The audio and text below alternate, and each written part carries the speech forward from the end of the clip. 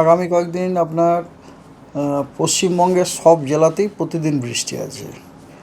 Specially দক্ষিণবঙ্গেরও সব জেলায় প্রতিদিন বৃষ্টি আছে। কোনো দিনও ফেয়ারলি ওয়াইড স্প্রেড আছে, কোনো দিনও আপনার স্ক্যাটার্ডও আছে, কোনো দিন এরকম আছে যে কিছু পার্ট স্ক্যাটার্ড কিছু পার্ট ফেয়ারলি ওয়াইড স্প্রেড ধরনের আছে। তো এই হচ্ছে ব্যাপার আর কি। আর একটা যে মনসুন এখন ফুল ফ্লেজেডে আছে। মনসুন ট্রাপ যথারীতি দেখা যাচ্ছে সারফেসে এবং তার ওপরেও দেখা যাচ্ছে। মনসুন ট্রাপ তার সারফেসে তার নিজের যে স্বাভাবিক অবস্থান তার থেকে মেনলি আপনার যে পূর্ব দিকের যে পার্টটা সেটা যথেষ্ট দক্ষিণ দিকে রয়েছে। তো এগুলো খুবই ভালো সাইন। যেমন ধরুন মনসুন ট্রাফের যে পূর্ব প্রান্তটি সেটি তার স্বাভাবিক অবস্থান থেকে দক্ষিণে অবস্থান করাতে লাভটা হচ্ছে এইটা যে যদি ধরুন কোনো কারণে ওই মনসুন ট্রাফের পূর্ব প্রান্তটিতে একটি যদি কোনো সিস্টেম তৈরি হয়, লো প্রেশার সিস্টেম যদি তৈরি হয়, তাহলে সেই লো প্রেশার সিস্টেমের জন্য আমাদের দক্ষিণবঙ্গটি ওই লো প্রেশার সিস্টেমটির উত্তর দিকে অবস্থান করবে। And as a result of which আমাদের দক্ষিণবঙ্গ কিন্তু in that case easterly wind Bay of Bengal থেকে পাবে। সেক্ষেত্রে দক্ষিণবঙ্গে রেনফলেরও কিন্তু বেড়ে যাওয়ার একটা সম্ভাবনা থাকে। তবে এগুলো সবই এখন সম্ভাবনা, ইফস অ্যান্ড বাটসের ব্যাপার। কারণ এখন পজিশনটা মনসুন ট্রাপ নিয়ে আমরা বলতে পারি, লো নিয়ে বলার কোনো স্কোপই নেই এই মুহূর্তে। কথা হচ্ছে যদি হয়, কারণ মোস্ট অফ দ্য টাইম এর আগেও আমরা দেখেছি যে মনসুন সিজনে মনসুন ট্রাফের যে আপনার ইস্টার্ন এন্ড যেটাকে বলি পূর্ব প্রান্ত, সেখানে সাধারণত লো প্রেশারগুলি তৈরি হয়। তো যদি তৈরি হয়, এখনও তৈরি কিছু হয়নি, তৈরির নিয়ে কিছু বলাও সম্ভব নয়, তো হলে সেক্ষেত্রে আমরা হয়তো লাভবান হতে পারি। যদিও ওটা হয়তো আমাদের দক্ষিণবঙ্গ দিয়ে হয়তো যাবে না, দক্ষিণবঙ্গ দিয়ে যাবে না, কিন্তু দক্ষিণবঙ্গ দিয়ে না গেলেও Dakshinbanga in that case at least coastal ডিস্ট্রিক্টগুলো তো অবশ্যই আমরা ধরুন সাদার্লি বা সাউথ ইস্টার্লি উইন্ড সেক্ষেত্রে পেতে পারি। এবং পশ্চিমের জেলাগুলো ইন দ্যাট কেস হয়তো সাউথ ওয়েস্টার্লি উইন্ড পেলেও পেতে পারি, পাওয়ার সম্ভাবনা আছে আর কি। তবে এগুলো সবই ইফস অ্যান্ড বাটসের ব্যাপার। এই মুহূর্তে আমরা ওই এত সব বলার মতো অবস্থায় নেই। আর তবে একটা সাইক্লোনিক সার্কুলেশন আছে, হ্যাঁ, চক্রবাত ঘূর্ণাবর্ত একটা আছে আপনার। সেটা বর্তমানে রয়েছে আপনার পূর্ব মধ্য বে অফ বেঙ্গল এবং উত্তর উত্তর পশ্চিম বে অফ বেঙ্গলে, নর্থ অন্ধ্রপ্রদেশ কোস্ট থেকে একটু দূরে আর কি। ঠিক আছে, দেখুন কালকে ছিল সাউথ অন্ধ্রপ্রদেশ কোস্ট থেকে একটু দূরে ছিল, আজকে একটু নর্থ অন্ধ্রপ্রদেশ কোস্ট থেকে একটু দূরে চলে গেছে। মানে সিস্টেমটার একটু শিফটিংটা নর্থের দিকে হয়েছে। আর ব্যাপারটা হচ্ছে কি, এই যে চক্রবাত ঘূর্ণাবর্ত সেটি আপনার একটা লেয়ারে অবস্থান করছে। সম্ভাবনা বলছেন আজকে, যেহেতু ল্যান্ডস্লাইড বা এরকম কোনো কিছু তার ওয়ার্নিং কিছু দেওয়া হয়েছে বা পর্যটকদেরকে?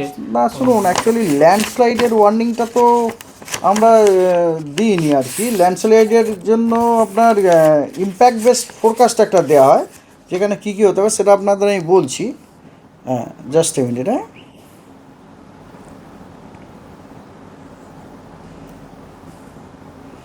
That is called impact based forecast আর কি। হ্যাঁ, সেটাও দেওয়া হয়, আমাদের ডিপার্টমেন্ট দেয় ওটা দিয়েওছে।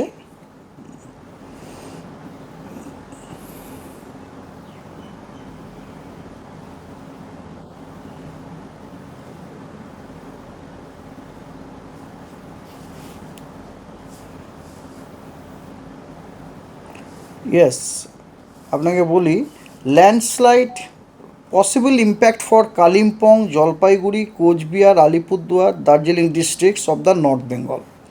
কী কী ইম্প্যাক্ট দেওয়া হয়েছে? Landslide in hilly areas in the districts of Darjeeling and Kalimpong. Darjeeling, যেটা আপনি প্রশ্ন করছিলেন, দার্জিলিং এবং কালিম্পংয়ের যেখানে পাহাড়ি এলাকা আছে ওখানে ল্যান্ডস্লাইড হওয়ার সম্ভাবনা আছে। আচ্ছা, তিস্তা, জলঢাকা, সংকোচ এবং তোর্ষা এই নদীগুলিতে কিন্তু জলের লেভেল বাড়ার সতর্কবার্তা দেওয়া হয়েছে। এটাও কিন্তু এই ইম্প্যাক্ট এটাও হতে পারে। আচ্ছা, তারপরে আপনার ইন্টেন্স স্পেল অফ রেন যখন হচ্ছে তখন কিন্তু ভিজিবিলিটি কমে যাবে, দৃশ্যমানতাটা কমে যাবে। আচ্ছা, বড় কথা হচ্ছে আপনার এবার এগ্রিকালচারে আসি, হর্টিকালচারের ড্যামেজ হবে। স্ট্যান্ডিং ক্রপস যেগুলি আছে, যেগুলি অলরেডি লাগানো হয়ে গেছে, এবং ভেজিটেবলস যেগুলো মাঠে আছে অলরেডি, সেগুলোর কিন্তু ক্ষতি হওয়ার সম্ভাবনা আছে। আর একটা যেটা ব্যাপার সেটা হচ্ছে যে সমস্ত লো লাইং এরিয়া যেগুলো আছে সেখানে ওয়াটার লগিং এবং ফ্লাড হওয়ারও সম্ভাবনা আছে। এবং ড্যামেজেস টু কাঁচা হাউস, যে সমস্ত ধরুন কাঁচা বাড়ি যেগুলি আছে, মাটির বাড়ি টাড়ি, সেগুলোতে যথেষ্ট ড্যামেজ হওয়ার সম্ভাবনা আছে। কাঁচা রোড ড্যামেজ হওয়ার সম্ভাবনা আছে। তারপরে আপনার ইনান্ডেশন অফ আন্ডারপাস রোড যেগুলো আছে, আন্ডারপাস অনেক রোড আছে না, সেগুলিতে ইনান্ডেশন হওয়ার সম্ভাবনা আছে। এবং লো লাইং এরিয়াতে যে রোডগুলো আছে সেগুলো ইনান্ডেশন হওয়ার সম্ভাবনা আছে। যে কমলা সতর্কবার্তা দেওয়া হয়েছে সেটা খালি আজকে দার্জিলিংয়ের জন্য আছে। আর ভারী বৃষ্টিপাতের জন্য যে ইয়েলো সতর্কবার্তা আছে সেটা হচ্ছে জলপাইগুড়ি এবং আলিপুরদুয়ারের জন্য। এবং বাকি সমস্ত জেলাগুলিতে আপনার থান্ডারস্টর্ম অ্যান্ড লাইটনিংয়ের সতর্কবার্তা দেওয়া আছে, এক্সেপ্ট সাউথ দিনাজপুরের জন্য কোনো সতর্কবার্তা নেই। 9 তারিখে নর্থ বেঙ্গলের জলপাইগুড়ি, আলিপুরদুয়ার এবং কোচবিহারে ভারী বৃষ্টিপাতের হলুদ সতর্কবার্তা দেওয়া আছে। আর দার্জিলিং, কালিম্পং, জলপাইগুড়ি এবং উত্তর দিনাজপুরে বজ্রবিদ্যুৎ সহ বৃষ্টির সতর্কবার্তা দেওয়া আছে। 10 তারিখে আলিপুরদুয়ারে অত্যধিক ভারী বর্ষণের লাল সতর্কবার্তা দেওয়া হয়েছে। এবং দার্জিলিং, কালিম্পং, জলপাইগুড়ি এবং কোচবিহারের ভারী থেকে অতি ভারী বর্ষণের কমলা সতর্কবার্তা দেওয়া হয়েছে। 11 তারিখে উত্তরবঙ্গে আপনার দার্জিলিং, আলিপুরদুয়ার এবং কোচবিহারে অত্যধিক ভারী বর্ষণের লাল সতর্কবার্তা দেওয়া হয়েছে। এবং জলপাইগুড়ি এবং কালিম্পংয়ের জন্য ভারী থেকে অতি ভারী বর্ষণের কমলা সতর্কবার্তা দেওয়া হয়েছে। এবং নর্থ দিনাজপুরে ভারী বর্ষণের হলুদ সতর্কবার্তা দেওয়া হয়েছে। 12 তারিখে নর্থ বেঙ্গলের জলপাইগুড়ি এবং কালিম্পংয়ের ভারী থেকে অতি ভারী বর্ষণের কমলা সতর্কবার্তা দেওয়া হয়েছে। এবং দার্জিলিং, কালিম্পং এবং আলিপুরদুয়ারে ভারী বর্ষণেরও অরেঞ্জ সতর্কবার্তা দেওয়া হয়েছে। That's all. দার্জিলিং বেশিরভাগ জেলাতেই বিক্ষিপ্ত রেনফল হওয়ার সম্ভাবনা আছে। তবে ঝাড়গ্রাম, 2টি মেদিনীপুর এবং 2টি 24 পরগনাতে কিন্তু ফেয়ারলি ওয়াইড স্প্রেড রেনফল হওয়ার সম্ভাবনা আছে। আর উত্তরবঙ্গে উত্তরের 5টি জেলা, অর্থাৎ দার্জিলিং, জলপাইগুড়ি, কালিম্পং এবং আলিপুরদুয়ার, কোচবিহারে ওয়াইড স্প্রেড রেনফল হওয়ার সম্ভাবনা আছে। এবং উত্তরবঙ্গের অন্যান্য সব জেলাতে ফেয়ারলি ওয়াইড স্প্রেড হওয়ার সম্ভাবনা আছে। 9 তারিখ আগামীকালে দক্ষিণবঙ্গের সব জেলাতেই স্ক্যাটার্ড রেনফল হওয়ার সম্ভাবনা আছে। এবং উত্তরবঙ্গের কন্ডিশন 8 তারিখেরই মতো, অর্থাৎ উত্তরের 5টি জেলাতে ওয়াইড স্প্রেড, বাকি জেলাগুলিতে ফেয়ারলি ওয়াইড স্প্রেড। 10 তারিখে দক্ষিণবঙ্গের আমরা ফেয়ারলি ওয়াইড স্প্রেড রেনফল পেতে পারি মুর্শিদাবাদ, নদিয়া এবং 2টি 24 পরগনায়, ইস্টের ডিস্ট্রিক্টগুলো বেসিক্যালি। আর বাকি জেলাগুলিতে আপনার স্ক্যাটার্ড রেনফল হওয়ার সম্ভাবনা আছে। আর নর্থ বেঙ্গলের 10 তারিখে সব জেলাতেই ওয়াইড স্প্রেড রেনফলের সম্ভাবনা আছে। 11, 12, 13 এই 3 দিন দক্ষিণবঙ্গের সব জেলাতে ফেয়ারলি ওয়াইড স্প্রেড রেনফল হওয়ার সম্ভাবনা আছে।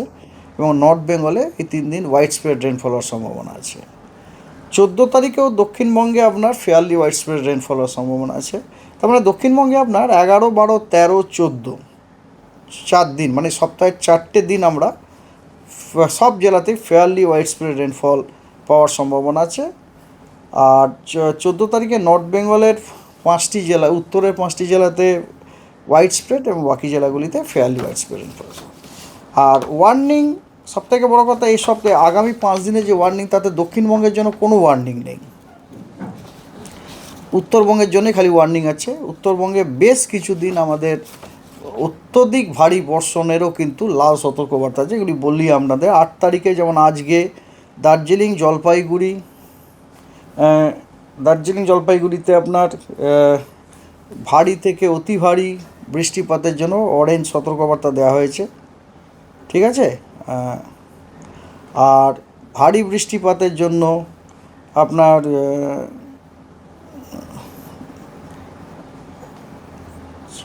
নো, আমি একটু কারেকশন